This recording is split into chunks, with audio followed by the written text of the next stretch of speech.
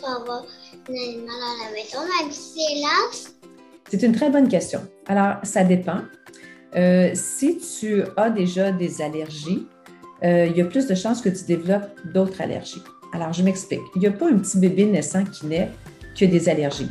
On développe des allergies, par exemple, à la poussière dans les premières années de vie, les allergies au pollen, on peut développer ça. Moi, j'ai commencé à 25 ans, donc ça m'a pris 25 saisons d'exposition. Donc, ce que je veux dire, c'est que plus on est exposé à quelque chose, plus on risque de développer des allergies si on a une tendance allergique. Donc, si toi, tu as déjà une tendance allergique, si tu as déjà une allergie aux chats, aux acariens ou aux moisissures, puis là, tu as un animal, puis on a fait des tests, puis tu n'es pas allergique aux animaux, c'est possible que tu deviennes allergique parce qu'une tendance allergique, ça ne va pas arriver peut-être tout de suite, mais ça peut arriver après 1 an, 2 ans, 3 ans.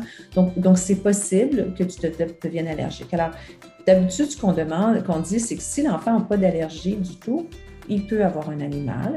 S'il y a déjà allergies connues, mais si tu as un animal de compagnie, il faut que tu saches que c'est possible que tu deviennes allergique. Puis si tu deviens allergique, bien, ça serait mieux que l'animal parte parce que l'animal est dans ta maison.